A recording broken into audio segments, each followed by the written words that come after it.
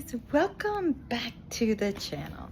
Please comment, like, and subscribe, and press that hype button. So, busy day on Saturday, and you guys know I always do a video at night. That way, as soon as I get up, I can press publish so that you guys would have a new video as soon as you get up. So I was doing some catching up because it's been a busy day and I really haven't kept up today. So little Frodo has actually come out with some more emails, and I was reading through them because I'm not going to go through every one of them. I only do the ones that I find that is really, sorry, that's Benny. The ones that I find really interesting and that I think that we need to explore. So this one here that I picked out, it really angered me. And this one is back, I think it's even before 2019. She was still dating Ken, and it's Gypsy was sending an email to Ken, and it was about her going back to Greene County to testify for Nick, like she was really doing him any favors, because in my opinion, her whole testifying for him was to even put him further down, because she still lied in her testimony. But guys, let me let you listen to this, and that way we'll come back, we'll tie it up in a nice little bow and give you something to think about. She says to Ken, "Love, I know you will be worried about how I'm doing after the verdict was read. I'm dealing better than if I had not did my testimony at all. At least I take comfort in knowing I did all I could to help him, and am only that much more relieved that I took my 10-year plea, and count my blessings that I was blessed with a talented, well-practiced public defender who can feel at ease knowing he and I took the best outcome for me and my future.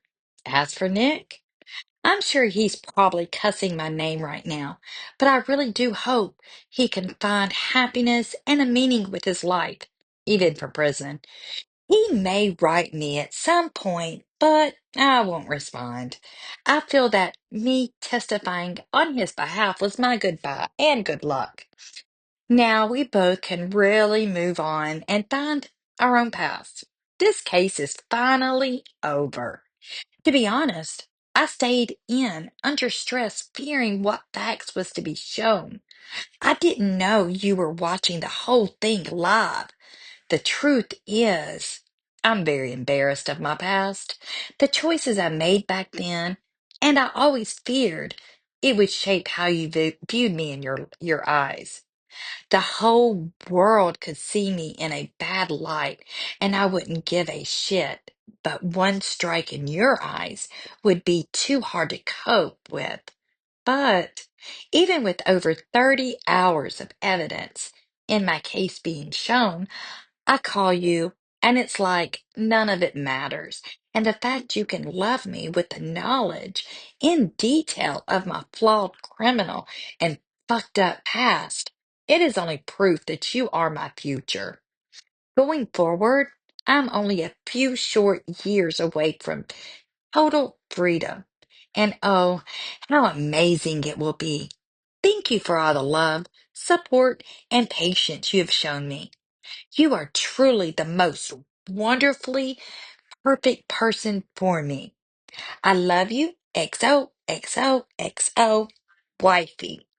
P.S. For the record, you are the only one I want in my box while I'm in it. So don't ever think that I need space from you, because I need you. So where do we start? So it makes me mad because even though she testified for the defense, It's almost like she testified to make sure he went down, and he went down for as long as they would put him away, because she did not do him any favors.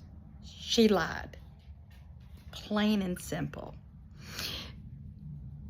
If you remember what during Becca Scoop's live, when she talked about Dan Glidewell's testimony, and he testified that he dated Gypsy before Nick did.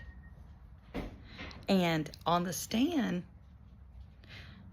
Gypsy said that Nick was her very first boyfriend. Well, if she dated Nick before Dan, if Nick was her very first boyfriend, then how was she dating Nick? Gives you something to think about too. Not only that, and Dan also talked about the messages that they would send between each other. Gypsy tried to say that the whole BDSM thing, she was taught by Nick. How could that be so if after the fact Dan testifies and says that